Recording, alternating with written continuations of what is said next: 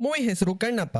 ವಿಶೇಷ ಸೂಚನೆ: ಈ ದೃಶ್ಯದಲ್ಲಿ ಬರುತ್ತಿರುವ ಸ್ತಬ್ಧ ಚಿತ್ರಗಳು ನಕಲಿ ಬುದ್ಧಿವಂತಿಕೆಯ ಸೃಷ್ಟೀಕರಣ, ಆದ್ದರಿಂದ ದೃಶ್ಯವನ್ನು ಗಂಭೀರವಾಗಿ ಪರಿಗಣಿಸಬಾರದಾಗಿ ವಿನಂತಿ. ಮೂವಿ ಹೆಸರು ಕಣ್ಣಪ್ಪ. ಬೇಸಿಕಲಿ ಬೇಡರ ಕಣ್ಣಪ್ಪ ಮೂವಿ ಇದೆಯಲ್ಲ, ಅದರದ್ದೇ ಸ್ಟೋರಿ. ಮೂವಿ ಆರಂಭದಲ್ಲಿ ಶಿವನ ಪಾತ್ರದಲ್ಲಿ ಅಕ್ಷಯ್ ಕುಮಾರ್ ಕಾಣ್ತಾರೆ, ಪಾರ್ವತಿಯ ಪಾತ್ರದಲ್ಲಿ ಕಾಜಲ್ ಅಗರ್ವಾಲ್ ಕಾಣಿಸ್ತಾರೆ. ಇವರಿಬ್ಬರು ಶ್ರೀ ಕಾಳಹಸ್ತಿಯ ಸ್ಟೋರಿಯನ್ನ ಡಿಸ್ಕಸ್ ಮಾಡ್ತಿದ್ದಾರೆ. ಶ್ರೀ ಅಂದ್ರೆ ಜೇಡ, ಕಾಳ ಅಂದ್ರೆ ಹಾವು, ಹಸ್ತಿ ಅಂದ್ರೆ ಆನೆ. ಇವರು 3 ಜನ ಒಂದಾನೊಂದು ಕಾಲದಲ್ಲಿ ಅಪ್ಪಟ ಶಿವಭಕ್ತರಾಗಿದ್ರು. ಈ ಕಾರಣದಿಂದ ಇವರು 3 ಜನಗಳ ಹೆಸರಿನಲ್ಲಿ ಭೂಮಿಯ ಮೇಲೆ ಒಂದು ತೀರ್ಥ ಕ್ಷೇತ್ರ ಸ್ಥಾಪನೆ ಆಗುತ್ತೆ ಅಂತ ಶಿವ ಪ್ರಾಮಿಸ್ ಮಾಡಿದ್ರು ಇವರಿಗೆ. ಈ ಕ್ಷೇತ್ರದಲ್ಲಿ ವಾಯುಲಿಂಗ ಪೂಜೆ ಆಗುತ್ತೆ ಅಂತಲೂ ಹೇಳಿದ್ರು ಶಿವ. ಆದ್ರೆ ಈ ವಾಯುಲಿಂಗ ಸಾರ್ವಜನಿಕರ ದರ್ಶನಕ್ಕೆ ಇರ್ಲಿಲ್ಲ. ಸೊ ಅದನ್ನ ಸಾರ್ವಜನಿಕರ ದರ್ಶನಕ್ಕೆ ಮೀಸಲಿಡೋಕೋಸ್ಕರ ಒಬ್ಬರ ಜನ್ಮ ಆಗಿದೆ ಅಂತ ಶಿವ ಪಾರ್ವತಿಗೆ ಹೇಳ್ತಿದ್ದಾರೆ. ಈ ವ್ಯಕ್ತಿಯ ಹೆಸರು ತಿನ್ನಡು ಅಂತ.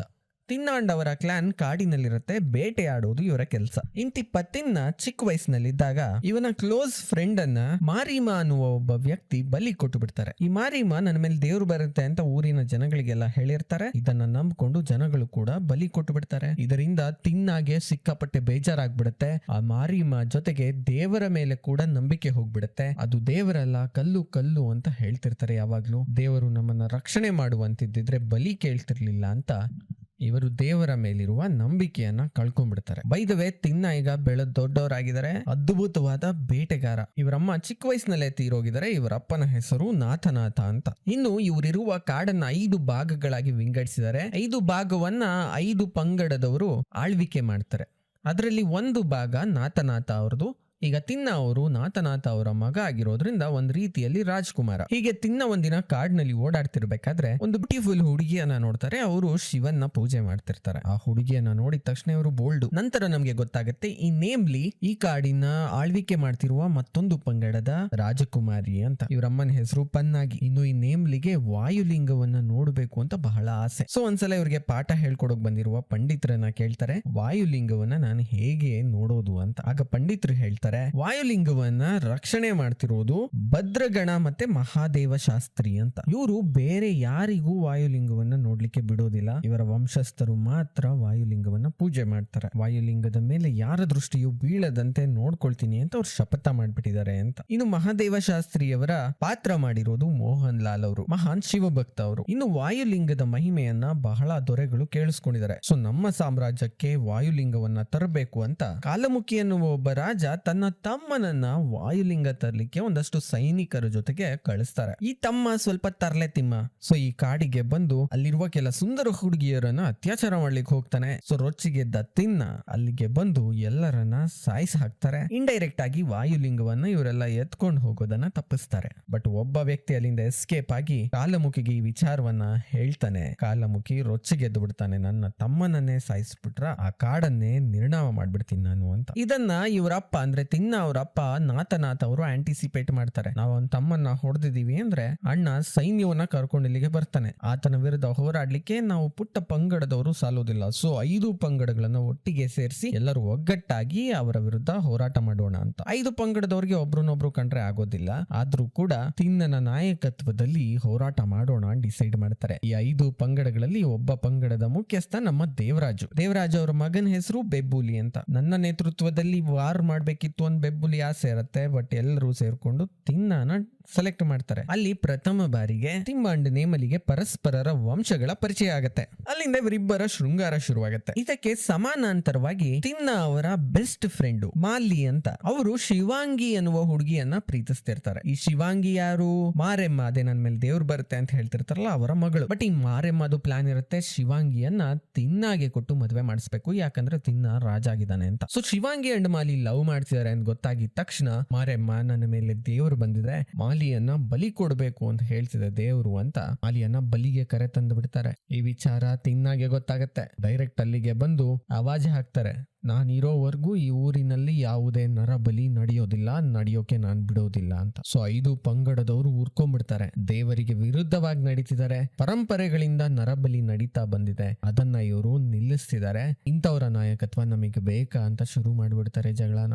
ಬೇರೆ ಪಂಗಡದ ರಾಜರುಗಳು ನಾಥನಾಥಗೆ ಹೇಳಲಿಕ್ಕೆ ಶುರು ಮಾಡ್ತಾರೆ, ನಾವು ನಿನ್ನ ಮಗನ ಕೈ ಕೆಳಗೆ ಯುದ್ಧ ಮಾಡೋದಿಲ್ಲ ಅಂತ. ಇನ್ನು ದೇವರಾಜ್ ಮಗ ಬೆಬ್ಬುಲಿ ಅಂತೂ ರೊಚ್ಚಿಗೆದ್ಬಿಡ್ತಾನೆ, ನರಬಲಿ ಮಾಡೋದ್ರಲ್ಲಿ ತಪ್ಪು ಹುಡುಕ್ತಿದ್ಯಾ ಅಲ್ವಾ ನೀನು ಬಡೆತದೆ, ಬಟ್ ನೀನ್ ಮಾಡ್ತಿರೋದಲ್ಲ ಸರಿ, ನೇಮ್ಲಿನ ನನ್ ಜೊತೆ ಮದ್ವೆ ಮಾಡ್ಕೊಡ್ತೀನಿ ಅಂತ ನೇಮ್ಲಿ ಅವರಮ್ಮ ನನಗೆ ಪ್ರಾಮಿಸ್ ಮಾಡಿದ್ದಾರೆ. ಆ ಹುಡುಗಿ ಜೊತೆ ನೀನ್ ಕಾಡಲ್ಲೆಲ್ಲ ತಿರುಗ್ತಿದ್ಯಲ್ಲ ಅದ್ ಸರಿನಾ ಅಂತ ನೇಮ್ಲಿ ರಿಜೆಕ್ಟ್ ಮಾಡ್ತಾರೆ. ನಾನ್ ಬೆಬ್ಬುಲಿನ ಮದ್ವೆ ಆಗೋದಿಲ್ಲ, ನಾನು ತಿನ್ನಾನೆ ಮದ್ವೆ ಆಗೋದು ಅಂತ. ಆಗ ಮತ್ತೆ ಸಂಪ್ರದಾಯದಂತೆ ಒಂದ್ ಹುಡುಗಿಯನ್ನ ಇಬ್ರು ಮದ್ವೆ ಆಗಬೇಕು ಅಂತ ಕಾಂಪಿಟೇಷನ್ ಬಂದ್ರೆ ಅವರಿಬ್ರು ಮಲ್ಲ ಯುದ್ಧ ಮಾಡ್ಬೇಕು, ಯಾರು ವಿನ್ ಆಗ್ತಾರೋ ಅವರನ್ನ ಹುಡುಗಿ ಮದ್ವೆ ಆಗಬೇಕು ಅಂತ. ಸೊ ಬೆಬ್ಬುಲಿ ಮತ್ತೆ ತಿನ್ನ ಫೈಟ್ ಆಡ್ಲಿಕ್ಕೆ ಶುರು ಮಾಡ್ತಾರೆ. ಫೈಟ್ ಆಡ್ತಾ ಆಡ್ತಾ ತಿನ್ನ ಬೆಬ್ಬುಲಿಗೆ ಚೆನ್ನಾಗಿ ಹೊಡೆದು ಬಿಡ್ತಾರೆ. ಇನ್ನೇನ್ ಆತನನ್ನ ಸಾಯಿಸ್ಬಿಡ್ಬೇಕು ಅಷ್ಟ್ರಲ್ಲಿ ನಾತ ಅಡ್ಡ ಬರ್ತಾರೆ. ಎಲ್ಲರನ್ನ ಒಟ್ಟಿಗೆ ಕರ್ಕೊಂಡೋಗಿ ಯುದ್ಧ ಮಾಡ್ಲಿ ಅಂದ್ರೆ ನೀನ್ ಎಲ್ಲರ ಜೊತೆ ಜಗಳ ಆಡ್ತಿದ್ಯಾ, ನಿನ್ನ ಊರಿನಿಂದ ಬಹಿಷ್ಕಾರ ಹಾಕ್ತೀನಿ ಅಂತ ಬಹಿಷ್ಕಾರ ಹಾಕ್ಬಿಡ್ತಾರೆ. ಇನ್ನು ನೇಮ್ಲಿಯನ್ನ ಅವ್ರಮ್ಮ ತನ್ನ ಮನೆಗೆ ಹೇಳ್ಕೊಂಡು ಹೋಗ್ಬಿಡ್ತಾರೆ. ಈಗ ಬೆಬ್ಬುಲಿ ಕೋಮಾಗ್ ಹೋಗಿದ್ದಾನೆ, ಆತನನ್ನ ಟ್ರೀಟ್ಮೆಂಟ್ ಮಾಡಿಸ್ಲಿಕ್ಕೋಸ್ಕರ ದೇವರಾಜ್ ಕರ್ಕೊಂಡು ಹೋಗ್ತಾರೆ. ಈ ಕಡೆ ಶಿವ ಪಾರ್ವತಿ ಕೈಲಾಸ ಪರ್ವತದಿಂದ ಇದನ್ನೆಲ್ಲ ಗಮನಿಸ್ತಿರ್ತಾರೆ.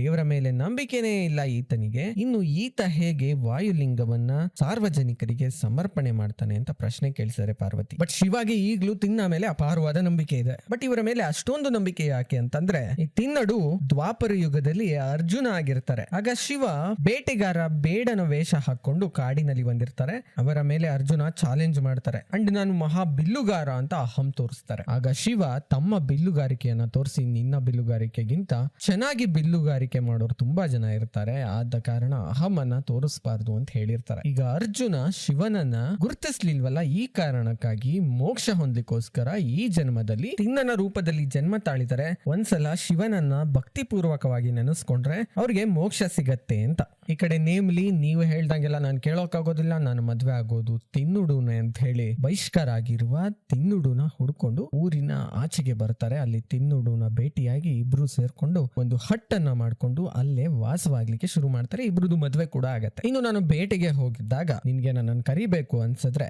ಈ ಡಮರುಗವನ್ನ ಬಾರಿಸು, ಪ್ರಾಣಿಗಳೆಲ್ಲ ಹೆದರ್ಕೊಂಡು ಹೋಗ್ತವೆ, ನಾನು ಎಲ್ಲಿದ್ರು ಇಲ್ಲಿಗೆ ಬಂದ್ಬಿಡ್ತೀನಿ ಅಂತ ಹೇಳಿ ಮನೆ ಮುಂದೆ ಒಂದು ದೊಡ್ಡ ಡಮರುಗವನ್ನು ಇಡ್ತಾರೆ. ಇನ್ಫ್ಯಾಕ್ಟ್ ಡಮರುಗ ಅಲ್ಲ, ಅದು ಒಂದು ಡ್ರಮ್ಮು. ಈ ಕಡೆ ಬೆಬ್ಬುಲಿ ಕೋಮಾದಿಂದ ಇನ್ನು ಹೊರಗಡೆ ಬಂದಿಲ್ಲ, ಟ್ರೀಟ್ಮೆಂಟ್ ನಡೀತಾನೆ ಇದೆ. ಈಗ ತಿನ್ನನ ಬಹಿಷ್ಕಾರ ಹಾಕಿರೋದ್ರಿಂದ ನಾತನ ನೇತೃತ್ವದಲ್ಲಿ 5 ಪಂಗಡದವರು ಯುದ್ಧ ಮಾಡ್ಲಿಕ್ಕೆ ಒಪ್ಕೊಳ್ತಾರೆ. ಇವರು ಸ್ಟ್ರಾಟಜಿಯನ್ನ ಮಾಡ್ಬೇಕಾದ್ರೇನೆ 1,00,000 ಸೈನಿಕರ ಆರ್ಮಿ ಕಾಲಮುಖನ ಜೊತೆ ಬಂದು ಇವರ ಮೇಲೆ ಅಟ್ಯಾಕ್ ಮಾಡ್ಬಿಡುತ್ತೆ. ಈ ಅಟ್ಯಾಕ್ ನಲ್ಲಿ ಕಾಲಮುಖ ನಾತ ಅವರನ್ನ ಸಾಯಿಸ್ಬಿಡ್ತಾನೆ. ಸಾಯೋಕೆ ಮುಂಚೆ ನಾತ ತನ್ನ ಮಗನ ಕನ್ಸಲ್ ಬಂದ್ ಹೇಳಿರ್ತಾರೆ, ನಿನ್ನನ್ನ ಬಹಿಷ್ಕಾರ ಹಾಕ್ಲಿಕ್ಕೆ ನನ್ಗೆ ಇಷ್ಟ ಇರ್ಲಿಲ್ಲ, ನಿನ್ನ ಲಾಜಿಕ್ ನನಗೆ ಅರ್ಥ ಆಗತ್ತೆ, ಆದ್ರೆ 5 ಪಂಗಡಗಳನ್ನ ಒಟ್ಟು ಮಾಡ್ಲಿಕ್ಕೆ ನಾನು ಈ ನಿರ್ಧಾರವನ್ನ ತಗೊಳ್ಬೇಕಾಯ್ತು ಅಂತ. ಸರಿ, ಈಗ ಅಪ್ಪ ಸತ್ತಿರುವ ವಿಚಾರ ಮಗನಿಗೆ ಗೊತ್ತಾಗತ್ತೆ. ಇವರ ಅಂತ್ಯ ಸಂಸ್ಕಾರ ಮಾಡೋಕೆ ಮುಂಚೆ ಆ ಕಾಲಮುಖನ ನಾನು ಸಾಯಿಸ್ಬಿಡ್ತೀನಿ ಅಂತ ಪಣ ತೊಟ್ಟು ಬಿಡ್ತಾರೆ ತಿನ್ನ. ಅದೇ ರೊಚ್ಚಿನಲ್ಲಿ ನೆಕ್ಸ್ಟ್ ಡೇ ಭಯಾನಕವಾಗಿ ರಣರಂಗದಲ್ಲಿ ಹೋರಾಡ್ತಾರೆ. ಕಾಲಮುಖನ ಕತ್ತನ್ನ ಕತ್ತರಿಸ್ಬಿಡ್ತಾರೆ. ವಾಪಸ್ ಬಂದು ತನ್ನ ತಂದೆಯ ಅಂತ್ಯ ಸಂಸ್ಕಾರವನ್ನ ಮಾಡಿ ಮತ್ತೆ ಕಾಡಿನ ಒಳಗಡೆ ಹೋಗೋದು ಬಿಟ್ಟು, ಅಂದ್ರೆ ಇವರ ಪಂಗಡದ ಬಳಿಗೆ ಹೋಗೋದು ಬಿಟ್ಟು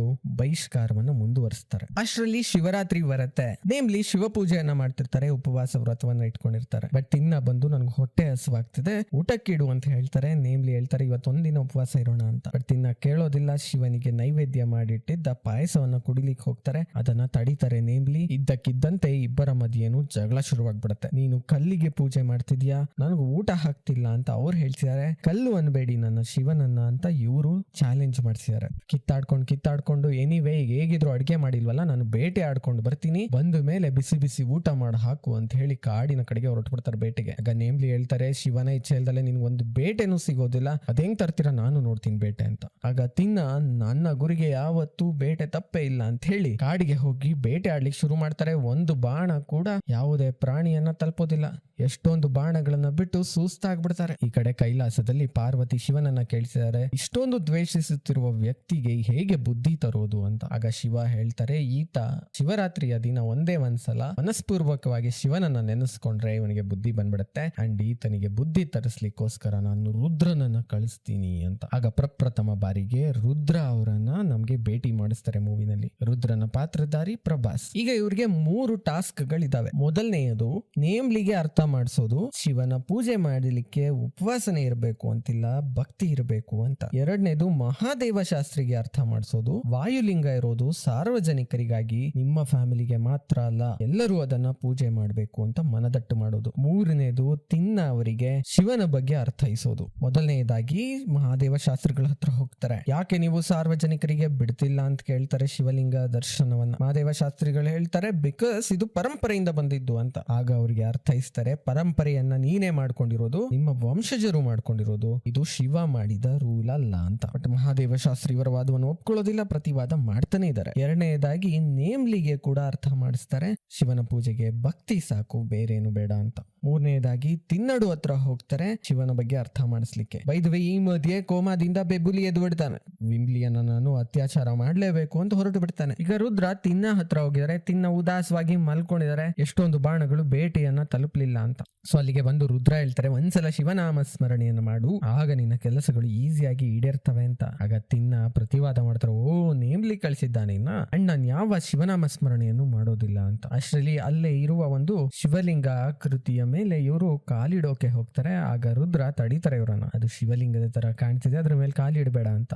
ಇಟ್ಬಿಟ್ರೆ ಶಿವ ಬಂದು ನನ್ನ ಜೊತೆ ಫೈಟ್ ಮಾಡ್ಬಿಡ್ತಾರ ಅಂತ ದುರಹಂಕಾರ ತೋರಿಸ್ಲಿಕ್ಕೆ ಶುರು ಮಾಡ್ತಾರೆ. ತಿನ್ನ ಶಿವ ಬರ್ಬೇಕಾಗಿಲ್ಲ, ನಾನೇ ಸಾಕು ಅಂತ ಹೇಳಿ ರುದ್ರ ತಿನ್ನ ಜೊತೆ ಫೈಟ್ ಆಡ್ಲಿಕ್ಕೆ ಶುರು ಮಾಡ್ತಾರೆ. ತಿನ್ನ ಎಷ್ಟು ಜೋರಾಗಿ ಹೊಡೆದ್ರು ರುದ್ರ ಅವರು ಈಸಿಲಿ ಎಸ್ಕೇಪ್ ಆಗ್ತಿದ್ದಾರೆ. ಅಂಡ್ ರುದ್ರ ಅವರ ಒಂದೊಂದು ಹೊಡೆತಕ್ಕೂ ತಿನ್ನ ಅಳ್ಳಾಡ್ ಹೋಗ್ತಿದ್ದಾರೆ. ಒಂದ್ಸಲ ಇವರ ಹೊಡೆತದ ಫೋರ್ಸ್ಗೆ ಹೋಗಿ ನದಿ ಒಳಗಡೆ ಬಿದ್ದು ಬಿಡ್ತಾರೆ. ನದಿಲಿ ಈಜಾಡ್ಕೊಂಡು ಹೊರಗಡೆ ಬರ್ತಾರೆ. ಇವರು ಹೊರಗಡೆ ಬಂದಿದ ತಕ್ಷಣ ಅಲ್ಲಿ ವಾಯುಲಿಂಗ ಇವರಿಗೆ ಕಾಣುತ್ತೆ. ರುದ್ರ ಅದರ ಮುಂದೆ ನಿಂತಿದ್ದಾರೆ. ರುದ್ರ ಅವರನ್ನ ನೋಡಿದ ತಕ್ಷಣ ಮತ್ತೆ ಅಟ್ಯಾಕ್ ಮಾಡ್ಲಿಕ್ಕೆ ಹೋಗ್ತಾರೆ. ತಿನ್ನ ಅಟ್ಯಾಕ್ ಮಾಡ್ತಾ ಮಾಡ್ತಾ ವಾಯುಲಿಂಗದ ಬಳಿ ಇರುವ ವಿಭೂತಿ ಇವರ ಮೈ ತಾಕತ್ತೆ. ಅಲ್ಲಿರುವ ಬಿಲ್ವಪತ್ರೆ ಹೋಗಿ ವಾಯುಲಿಂಗದ ಪಾದ ಸೇರುತ್ತೆ. ಆಗ ರುದ್ರ ಹೇಳ್ತಾರೆ, ನೀನು ಶಿವಭಕ್ತ ಅಲ್ಲ ಅಂತಿದ್ದೆ, ಶಿವರಾತ್ರಿ ದಿನಾನೇ ಸ್ನಾನ ಮಾಡಿ ವಿಭೂತಿಯನ್ನ ಧರಿಸ್ಕೊಂಡು ಶಿವನಿಗೆ ಬಿಲ್ವಪತ್ರೆಯನ್ನ ಅರ್ಪಿಸಿದ್ಯಾ, ನೋಡು ನಿನ್ನಂತ ಶಿವಭಕ್ತ ಯಾರು ಇಲ್ಲ ಅಂತ ಹೇಳ್ತಿರ್ತಾರೆ. ಈ ಕಡೆ ಬೆಬ್ಬುಲಿ ನೇಮ್ಲಿ ಅವರ ಮನೆಗೆ ಹೋಗಿ ನೇಮ್ಲಿಯ ಮೇಲೆ ಅಟ್ಯಾಕ್ ಮಾಡ್ಲಿಕ್ಕೆ ಶುರು ಮಾಡ್ತಾನೆ. ಬಟ್ ನೇಮ್ಲಿ ಕಷ್ಟಪಟ್ಟು ಅವನಿಂದ ಎಸ್ಕೇಪ್ ಆಗ್ತಾರೆ. ಕಾಡಿನ ಒಳಗಡೆ ಬಂದ್ಬಿಡ್ತಾರೆ. ಆಗ ಬೆಬ್ಬುಲಿ ಎಲ್ಲಿ ಓಡೋಗ್ತಿದ್ಯಾ ಅಂತ ಹೇಳಿ ಮ್ಯೂಸಿಕ್ ತರ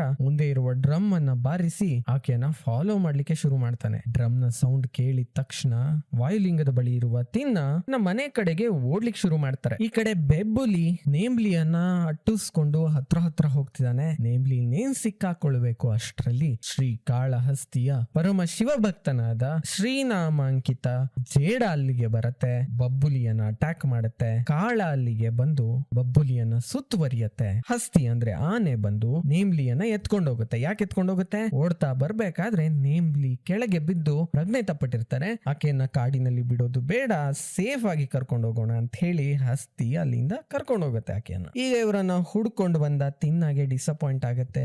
ಎಲ್ಲಿದ್ದಾಳೆ ನಾನು ಹೆಂಡತಿ ಅಂತ. ಅಂಡ್ ಅಲ್ಲಿ ಹಾವಿನ ಪೊರೆಗಳು, ಜೇಡದ ಬಲೆಗಳನ್ನೆಲ್ಲ ನೋಡಿ ಗಾಬರಿ ಆಗ್ಬಿಡ್ತಾರೆ. ತಕ್ಷಣ ಆಕೆಯನ್ನ ಹುಡುಕ್ತಾ ವಾಯುಲಿಂಗದೆಡೆಗೆ ಮತ್ತೆ ಹೋಗ್ತಾರೆ. ಅಂಡ್ ಈ ಕಾಡು ನನಗೆ ತುಂಬಾ ಚೆನ್ನಾಗಿ ಗೊತ್ತಿದೆ ಅನ್ಕೊಂಡಿದ್ದೆ, ಕಾಡಿನ ಮೂಲೆ ಹುಡುಕಿದ್ರು ನನಗೆ ಸಿಗ್ಲಿಲ್ಲ ನನ್ನ ಹೆಂಡತಿ ಅಂತ ಹೇಳ್ತಾರೆ. ಆಗ ರುದ್ರ ಹೇಳ್ತಾರೆ, ಒಂದೇ ಒಂದ್ಸಲ ಶಿವನ ನಾಮವನ್ನ ತಗೊಂಡು ಪ್ರಯತ್ನ ಪಡು ಅಂತ. ಆಗ ತಿನ್ನ ವಾಯುಲಿಂಗದ ಬಳಿಗೆ ಹೋಗಿ ಹೇಳ್ತಾರೆ, ಇಷ್ಟು ದಿನ ನಾನು ನಿನ್ನನ್ನು ನಂಬಿರ್ಲಿಲ್ಲ, ನಿನ್ನನ್ನು ಏನು ಕೇಳ್ಕೊಂಡಿಲ್ಲ, ಇವತ್ತು ಪ್ಲೀಸ್ ನನಗೆ ಸಹಾಯ ಮಾಡು, ನನ್ನ ಹೆಂಡತಿ ಎಲ್ಲಿದ್ದಾಳೆ ಅಂತ ಹುಡುಕಿ ಕೊಡು ಅಂತ. ಅಷ್ಟರಲ್ಲಿ ಆನೆ ನೇಮ್ಲಿಯನ್ನ ತಗೊಂಡು ಬಂದು ಶಿವಲಿಂಗದ ಬಳಿಗೆ ಬಿಡತ್ತೆ. ತಿನ್ನಾಗಿ ಅತೀವ ಆನಂದ ಆಗತ್ತೆ. ಹೆಂಡತಿ ಹತ್ರಕ್ಕೆ ಹೋಗಿ, ಅವತ್ತಿನಿಂದ ವಾಯುಲಿಂಗ ನೋಡ್ಬೇಕು ಅಂತಿದ್ದಲ್ಲ, ಬಾ ನಾನು ತೋರಿಸ್ತೀನಿ ಅಂತ ವಾಯುಲಿಂಗದ ಕಡೆ ಕರ್ಕೊಂಡು ಹೋಗ್ತಾರೆ.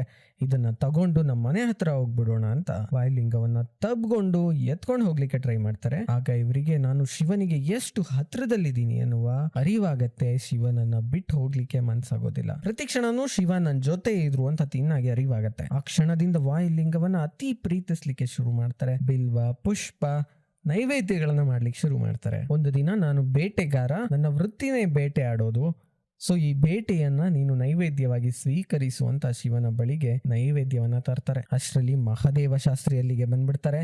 ನೀ ಇಲ್ಲಿಗೆ ಏಕೆ ಬಂದೆ?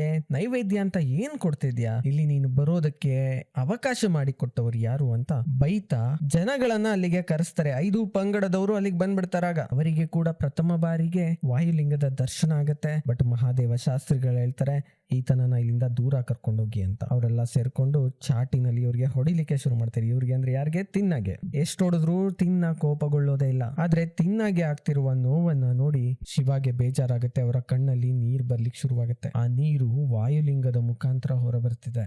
ಶಿವನ ಕಣ್ಣು ಕೆಂಪಗಾಗ್ಬಿಡತ್ತೆ. ಸೊ ತಿನ್ನ ಡಿಸೈಡ್ ಮಾಡ್ತಾರೆ, ಶಿವನ ಕಣ್ಣಲ್ಲಿ ನೀರು ಬರುವಂತೆ ಮಾಡ್ಬಿಟ್ರಿ ನೀವು. ನೋಡಿ ಶಿವ, ನನಗೆ ನೋವಾಯ್ತು ಅಂತ ನೀವು ಕಣ್ಣಲ್ಲಿ ನೀರು ಹಾಕ್ತೀರಾ? ನೋ ನನ್ಗೇನ್ ನೋವಾಗ್ತಿಲ್ಲ, ನೀವು ಕಣ್ಣಲ್ಲಿ ನೀರ್ ಹಾಕ್ಬೇಡಿ ಅಂತ ಪರಿಪರಿಯಾಗಿ ಕೇಳ್ಕೊಂತಾರೆ ವಾಯುಲಿಂಗದ ಹತ್ರ. ಅಳ್ತಾ ವಾಯುಲಿಂಗದ ಕಣ್ಣು ಕೆಂಪಗಾಗ್ಬಿಡತ್ತೆ. ಕಣ್ಣೆ ಕೆಂಪಗಾಗೋಯ್ತಾ? ನಿಮ್ ಕಣ್ಣು ಕೆಂಪಾಗಿರ್ಬಾರ್ದು, ನನ್ನ ಕಣ್ಣನ್ನೇ ನಿಮ್ಗೆ ಇಡ್ತೀನಿ ಅಂತ ಒಂದು ಕಣ್ಣನ್ನ ತೆಗೆದು ತಿನ್ನ ಶಿವನ ಕಣ್ಣಿಗೆ ಇಡ್ತಾರೆ. ಅಂಡ್ ಮತ್ತೊಂದು ಕಣ್ಣು ಕೂಡ ಕೆಂಪಾಗಿದೆ. ಅಂಡ್ ತಿನ್ನ ಹೇಳ್ತಾರೆ, Shiva I am extremely sorry, ನನ್ನನ್ನ ಕ್ಷಮಿಸಿಬಿಡಿ, ನಾನು ನನ್ನ ಇನ್ನೊಂದು ಕಣ್ಣನ್ನ ಕೂಡ ನಿಮ್ಮಲ್ಲಿ ಇಡಬೇಕಾಗಿದೆ, ಆದ್ರೆ ನಿಮ್ಮ ಕಣ್ಣು ಎಲ್ಲಿದೆ ಅಂತ ನನ್ಗೆ ಕಾಣೋದಿಲ್ಲ, ಆ ಕಣ್ಣನ್ನು ತೆಗೆದು ಬಿಟ್ರೆ ಈ ಕಾರಣದಿಂದ ನನ್ನ ಕಾಲ ಬೆರಳಿನ ಮುಖಾಂತರ ಗುರುತು ಮಾಡಿಕೊಂಡು ಕಣ್ಣನ್ನ ಇಡ್ಲಿಕ್ಕೆ ಪ್ರಯತ್ನ ಪಡ್ತೀನಿ ಅಂತ ಹೇಳಿ ತಮ್ಮ ಮತ್ತೊಂದು ಕಣ್ಣನ್ನು ತೆಗೆದು ಶಿವನ ಕಣ್ಣಿಗೆ ಇಡ್ತಾರೆ. ಇನ್ನ ಕುರುಡಾಗ್ಬಿಡ್ತಾರೆ.